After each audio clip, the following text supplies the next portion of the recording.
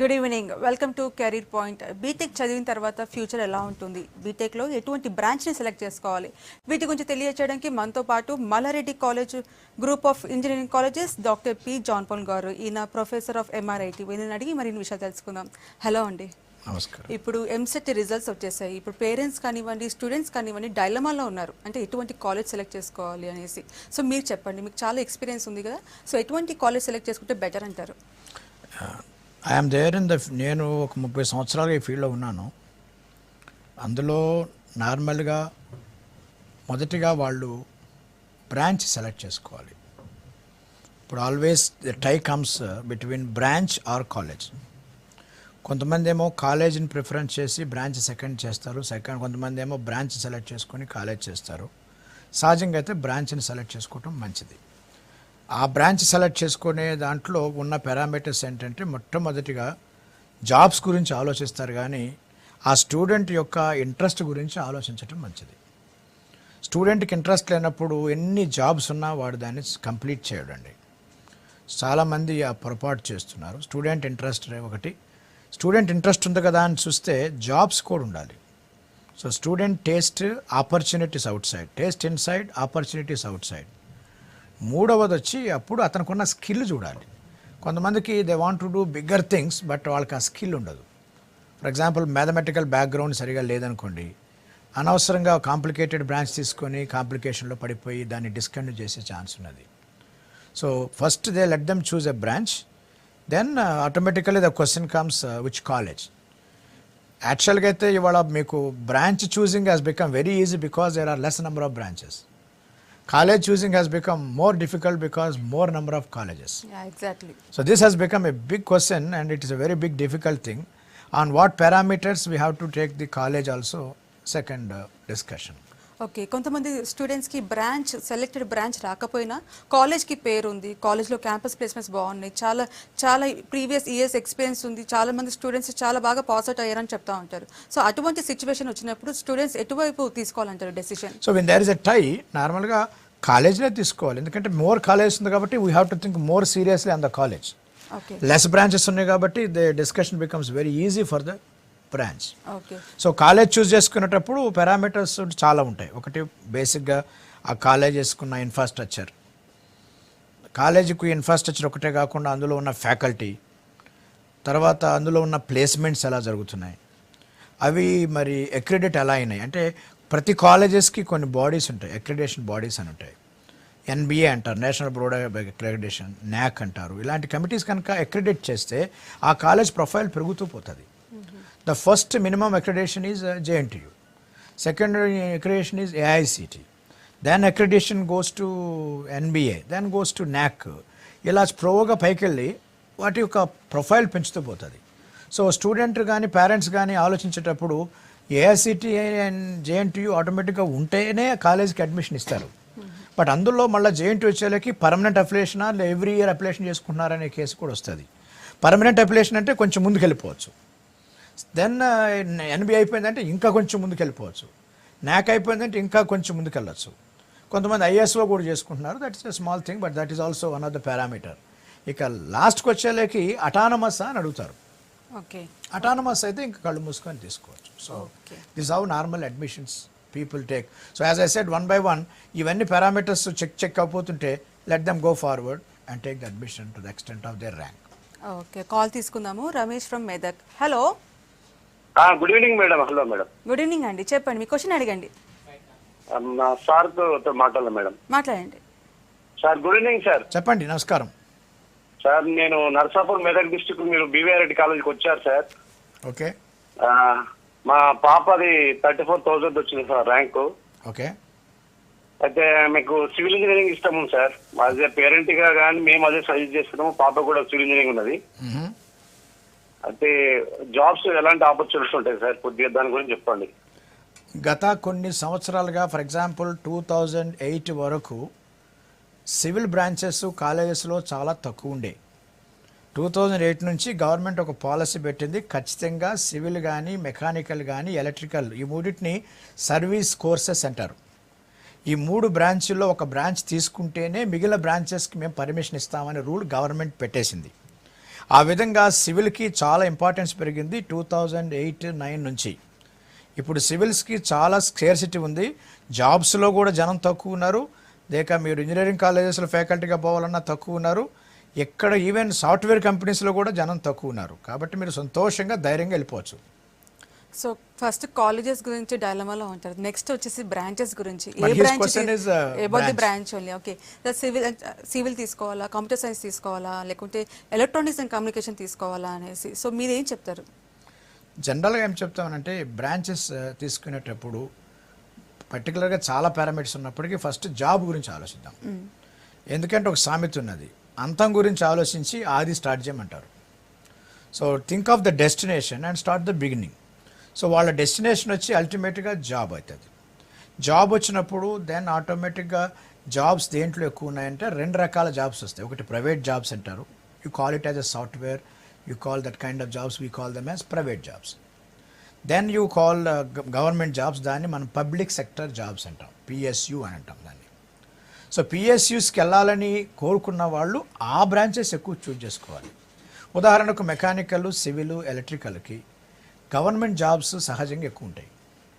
So computer science వాళ్ళకి, electronics తీసుకునే వాళ్ళు ప్రైవేట్ జాబ్స్ లేక సాఫ్ట్వేర్కి వెళ్ళిపోయే వాళ్ళు అన్నట్టు వాళ్ళు అటు తీసుకుంటారు. సో మీకు మనం అది చెప్పినా చెప్పకపోయినా వాళ్ళ మైండ్లో అట్లా వస్తుంది, ఆటోమేటిక్గా అటు వెళ్ళిపోతారు. సో వాళ్ళ చాయిస్ బట్టి వాళ్ళ బ్రాంచ్ డిసైడ్ అవుతుంది. అంటే వాళ్ళు ఏ జాబ్కి వెళ్ళాలనుకుంటున్నారో దాన్ని బట్టి బ్రాంచ్ అని చూజ్ చేసుకోవటం మంచిది. ఓకే, కానీ ఇప్పుడు పరిస్థితి ఎలా ఉందంటే ఎలక్ట్రానిక్స్ అండ్ కమ్యూనికేషన్ చేసిన తర్వాత కూడా సాఫ్ట్వేర్ కోర్స్ ఏదో నేర్చుకుని జాబ్స్ చేస్తున్నారు. So Yes. దీనికి ఏం చెప్తారు? ఇప్పుడు దీన్ని ఏమంటారంటే third option. One is private, other is government. As you are raising the question, that is the third option. Can we change from here to there's అంటే 2 రకాలు, ఇటు పోవటానికి అటు పోవటానికి. It's not that or this, it is both అని అన్నారు sir. అలాంటప్పుడు first software companies వచ్చిన వాళ్ళు ఏం చేస్తున్నారంటే సిఎస్సికి ఇస్తున్నారు. తర్వాత ఈసీ వాళ్ళు ఉన్న కన్వర్షన్ అవుతారు ఈజీగా. తర్వాత ట్రిపుల్కి కూడా ఇస్తున్నారు, మెకానికల్, సివిల్ కూడా ఉన్నాయి. But it all depends on the college. ఉదాహరణకు మీకు ఐఏఎస్సి బెంగళూరులోనూ ఐఐటీలో చదివాడు అనుకోండి, ఆయన సివిల్ ఇంజనీరింగ్ కూడా తీసుకెళ్ళి పెద్ద సాఫ్ట్వేర్ కంపెనీలో పెడతారు. So it all depends, because వాళ్ళకి కావాల్సింది బేసిక్గా మీరు ఏం నేర్చుకున్నారో కాదు, మీరు ఎలా నేర్చుకున్నారో కావాలి. అందుకే నేను ఎప్పుడు అంటాను, నువ్వు ఎన్ని మార్కులు తెచ్చుకున్నావు కాదు, నీలో వచ్చిన మార్పు కావాలి. ఆ మార్పును వాడుకొని కంపెనీ వాడు ఆడి కంపెనీని మార్చుకుంటాడు. So that's the challenge. Therefore it's basically attitude. నువ్వు ఏ బ్రాంచ్ చదివినా software company people are ready to take you, not because you have studied this and this, because they want how you studied. ఎలా చదివేవో ఆలోచిస్తున్నారు కాబట్టి దాన్ని base చేసుకొని మీ యాప్టిట్యూడ్ని, మీ చదివిన విధానాన్ని వాళ్ళు ఎస్టిమేట్ చేసి జాబ్ ఇస్తారు. ఓకే, నెక్స్ట్ కాల్ తీసుకుందాము. Srinivas from Khammam. Hello. Hello. Hello, good evening అండి. Good evening madam. చెప్పండి. నేను సార్తో మాట్లాడాలనుకుంటున్నా మేడం. మాట్లాడండి. సార్ నమస్తే సార్. నమస్కారం.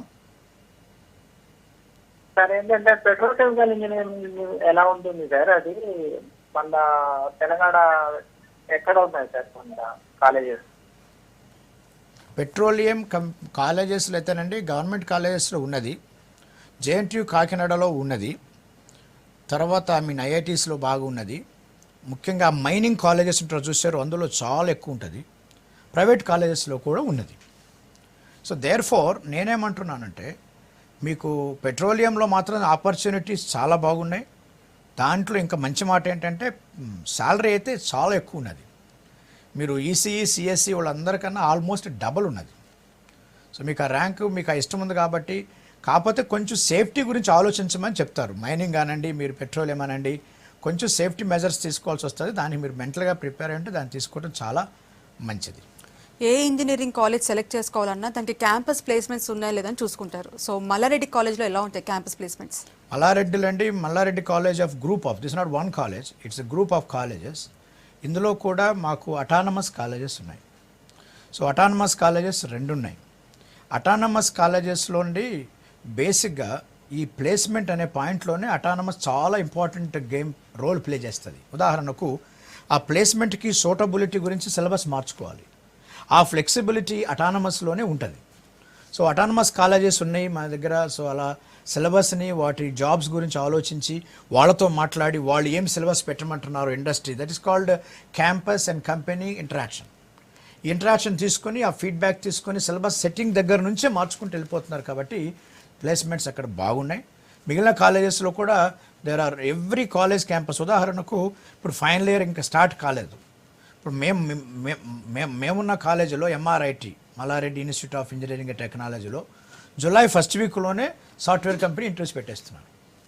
సో ఆలోచించండి, it is not the student is waiting for job, it's companies are coming even before they really going to come. Because రేపు మండే కాలేజెస్ స్టార్ట్ చేస్తున్నాం. ఇప్పటికే విత్ ఇన్ వాళ్ళు వచ్చిన 1 వీక్లోనే క్యాంపస్ ప్లేస్మెంట్ స్టార్ట్ అవుతుంది. That is the speed at which we are working. Okay, so faculty గురించి చెప్పండి. Faculty ఏ విధంగా ఉంటుంది, టీచింగ్ మెథడాలజీ కానివ్వండి, కరికులం కానివ్వండి, చెప్పండి. అంటే ఫ్యాకల్టీ బేసిక్గా ప్రతి డిపార్ట్మెంట్లో డాక్టరేట్స్ ఉన్నారు. అన్ని కాలేజెస్ ఉండాలి, మా దగ్గర ఉన్నారు, మేము ఉన్నాం. సో ఈ ఫ్యాకల్టీ వైజ్గా చాలా స్ట్రెంగ్త్, అది చాలా ఇంపార్టెంట్. ఆ ఫ్యాకల్టీ వాళ్ళ కోర్సులో ఒక్కొక్క డిపార్ట్మెంట్లో ఒక్కొక్కళ్ళు సీనియర్ ఫ్యాకల్టీ అంటే డాక్టరేట్స్ ఉంటారు. వాళ్ళ గైడెన్స్ కిందనే ఇవన్నీ వాళ్ళ సిలబస్లు కానీ ఏమన్నా ఒకవేళ మేము కొన్ని కాలేజెస్ అటానమస్ కాకపోయినా సరే you can write to JNTU because you are a senior faculty, you can opt them and board of studies link పెట్టుకొని ఇండైరెక్ట్గా కూడా దాన్ని అటానమస్ కాకపోయినా కూడా సిలబస్ మార్చుకోగలిగే ఆ ఫెసిలిటీ ఉన్నది. ఓకే, సో అట్లా మంచి ఫ్యాకల్టీ ఉండాలి. ఆ ఒట్టి ఇన్ఫ్రాస్ట్రక్చర్ ఒక్కటే సరిపోదు, మంచి ఫ్యాకల్టీ ఉండాలి. అందుకే మేము కూడా ఇప్పుడు వీ ఆల్వేస్ హ్యావ్ ఈచ్ డిపార్ట్మెంట్స్లో వీ హ్యావ్ PhDs, ఓవరాల్గా కాలేజ్ అంతట్లో వీ హ్యావ్ డాక్టరేట్స్.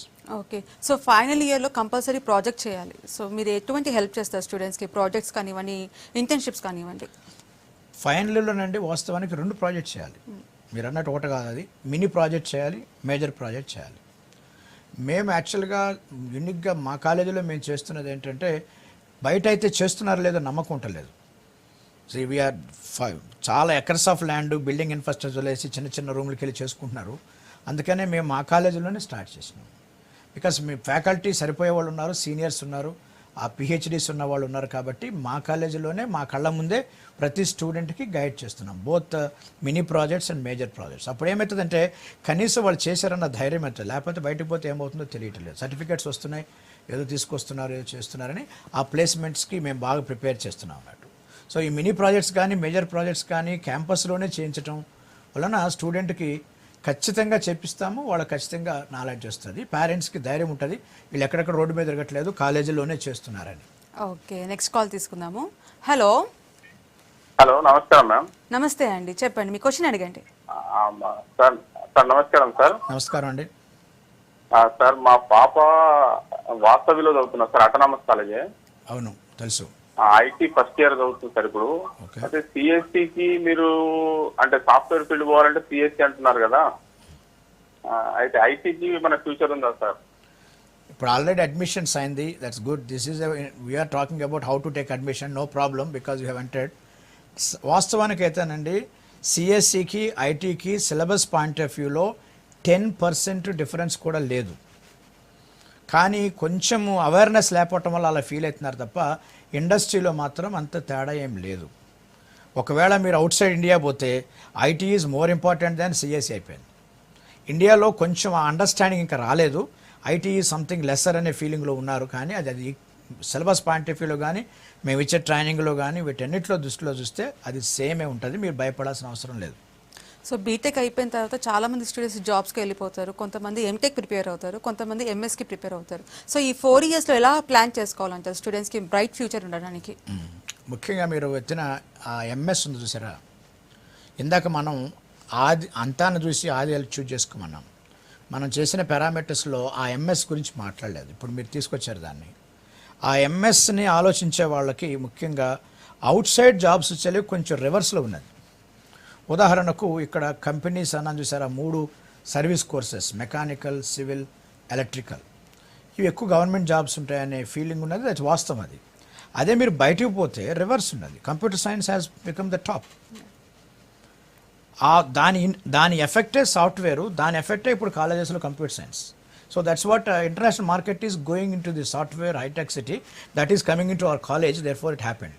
కాబట్టి MSకి వెళ్ళే వాళ్ళు సహజంగా సాఫ్ట్వేర్ సైడ్ ఆలోచించుకుంటున్నారు ఎక్కువ మంది. That's not a wrong because opportunities are more. So ఎలా ప్లాన్ చేసుకోవాలంటారు ఈ 4 ఇయర్స్లో? అంటే మేమేం చెప్తామంటండి, MTech చేసే వాళ్ళు హైయర్ స్టడీస్కి వెళ్ళే వాళ్ళకు సహజంగా బీటెక్ అవ్వగానే పిల్లలకు సర్వీస్ కోర్సెస్ ఉన్నాయి, లైక్ సర్వీసెస్, IES, IASకి వెళ్తారు, అది అసలు ఫస్ట్. సెకండ్ వచ్చి దాన్ని ఎంటెక్కి వెళ్తారు. ఎంటెక్ వెళ్ళే వాళ్ళం గేట్ ఎగ్జామ్ రాయాలి, ఐఏఎస్కి వెళ్ళి ఐఏఎస్ రాయాలి. తర్వాత మీకు ఎంబీఏకి వెళ్తారు, జీమాట్ అనండి లేకపోతే క్యాట్ అనండి, వీటిని రాసుకుని వెళ్ళొచ్చు. ఇలా వాళ్ళ స్టడీస్ని దృష్టిలో పెట్టుకొని ముఖ్యంగా ఒకవేళ గేట్ రాసేవాళ్ళు లేక ఐఏఎస్ రాసేవాళ్ళు ఉంటే సెకండ్ ఇయర్ నుంచే దానికి ప్రిపేర్ అవ్వాలి. ఫైనల్ ఇయర్లో ప్రిపేర్ అవ్వడానికి టైం ఉండదు, ఎందుకంటే ఎగ్జామ్ ఫైనల్ ఇయర్లో రాయాలి. సో నా సలహా ఏంటంటే జిఆర్ఈ టోఫెల్ వాళ్ళు సెకండ్ ఇయరే ఆలోచించుకుంటే మంచిది. Second year GRE TOEFL, third year gate IES ఆలోచించుకుంటే ఫైనల్ ఇయర్లోకి సెటిల్ అయిపోతారు. లేదంటే మధ్యలో గ్యాప్ వస్తుంది, ఆ 1 year గ్యాప్తో వీళ్ళు డిప్రెస్ అవుతారు. క్వశ్చన్స్ చాలా వస్తాయి, ఎందుకు గ్యాప్ వచ్చింది, you have to answer in so many higher level. Okay, next call తీసుకుందాము. హలో హలో, సురేష్ గారు నమస్తే అండి. నమస్తే. చెప్పండి, మీ క్వశ్చన్ అడగండి. మా బాబుకు గురించి మాట్లాడాలి. చెప్పండి, సార్తో మాట్లాడండి సార్. సార్ చెప్పండి. మా బాబుకు 43,500 changes sir rank. Okay, mechanical తీసుకోవాలనుకుంటుంది సార్. దాని గురించి ప్లేస్మెంట్స్ మీ కాలేజ్ ఎలా ఉంటాయి సార్? మెకానికల్ పిల్లాడికి ఇంట్రెస్ట్ ఉన్నప్పుడు తీసుకోవటం మంచిది. ప్లేస్మెంట్స్ ఉన్నాయి. ప్లేస్మెంట్స్ యాజ్ ఐ సెడ్ ఇప్పటికే నేను చెప్పినట్టు మేము ఇచ్చే ప్రిపరేషన్ ఒట్టి సాఫ్ట్వేర్ కంపెనీకి అనుకోకండి దయచేసి. పబ్లిక్ సెక్టర్ జాబ్స్ ఉన్నాయి, ప్రైవేట్ కంపెనీ జాబ్స్ ఉన్నాయి, సాఫ్ట్వేర్లో జాబ్స్ ఉన్నాయి. ముఖ్యంగా మీకు మెకానికల్లో క్యాడ్ క్యామ్ టూల్స్ ఉన్నాయి, వాటిలో చాలా జాబ్స్ ఉన్నాయి. సో వాళ్ళకి ఆ ట్రైనింగ్ కొంచెం తీసుకుంటే ఇప్పుడు బీటెక్లో మేజర్ ప్రాజెక్ట్స్కి వచ్చేలేకి మేము క్యాడ్ క్యామ్ ఇంట్రడ్యూస్ చేస్తాం. సో ఎక్కడికో పరిగెత్తి నేర్చుకోవాల్సిన అవసరం లేదు. సో దాన్ని ఇక్కడ నేర్చుకొని దాన్ని బట్టి జాబ్స్ కూడా సాఫ్ట్వేర్ కంపెనీలో కూడా వెళ్ళిపోవచ్చు. ఓకే, సో మీరు స్టూడెంట్ని తీసుకునే ముందు స్టూడెంట్ బ్యాక్గ్రౌండ్ తీసుకుంటారా, అంటే అర్బన్ కమ్యూనిటీ వచ్చి ఉంటారా లేకపోతే విలేజ్ బ్యాక్గ్రౌండ్ నుంచి వచ్చి ఉంటారా అనేసి, సో ఏ విధంగా చూస్తారు? అంటే యాక్చువల్గా అండి స్టూడెంట్ని మనం తీసుకునేటప్పుడు కన్నా స్టూడెంట్స్ మనల్ని తీసుకుంటున్నారు వాస్తవానికి, కరెక్ట్, కాలేజీని చూస్ చేసుకుంటున్నారు. కాకపోతే మీరు అన్న ప్రశ్నకు నేను ఇచ్చే సమాధానం ఏంటంటే వాళ్ళు ఒకసారి జాయిన్ అయినాక మేము తీసుకునే జాగ్రత్తలు. వాళ్ళు ఫర్ ఎగ్జాంపుల్ తెలుగు మీడియం నుంచి వచ్చారనుకోండి, we take care of their language. తర్వాత వాళ్ళు నార్త్ ఇండియా నుంచి వచ్చారనుకోండి, out side, so we take care of their culture also. So ఒక్కొక్క కల్చర్ వాళ్ళకున్న డిఫరెన్సెస్ వాటికి.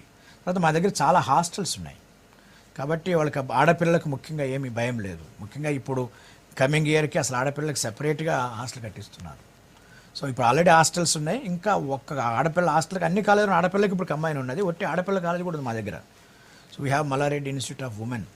సో అట్లా ఆడపిల్లలకి తర్వాత కల్చర్ బ్యాక్గ్రౌండు, వాళ్ళ లాంగ్వేజ్ బ్యాక్గ్రౌండు, వాళ్ళకున్న విలేజ్ బ్యాక్గ్రౌండ్స్ వీటన్నిటి కన్సిడర్ చేసి సఫిషియెంట్ ట్రైనింగ్ ఇచ్చి రాబోయే టూల్స్ని బయట నేర్చుకోవాల్సిన అవసరం లేకుండా కంపెనీస్కి అవసరమైన టూల్స్ అన్నిటినీ చేస్తున్నాం. ఉదాహరణకు మేము మా కాలేజీలో సిఆర్టీ ట్రైనింగ్ ఇస్తున్నాం, బయటకు వెళ్ళాల్సిన అవసరం లేదు. అట్లానే మీరు ఇందాక అన్నారు ఎంటెక్ అన్నారు, దానికి ట్రైనింగ్ కాలేజీలోనే ఇస్తున్నాం. అట్లా whatever the facilities they wanted instead of running here and there, కాలేజీలోనే సెపరేట్ ట్రైనింగ్ ఇస్తూ వాళ్ళని అన్ని విధాలుగా 4 ఏరియాస్లో ప్రిపేర్ చేస్తున్నాం. అంటే జాబ్ అనండి, ప్రైవేట్ అనండి, పబ్లిక్ అనండి, హయ్యర్ స్టడీస్ అనండి, వీటన్నిటిని ప్రిపేర్ చేస్తున్నాం.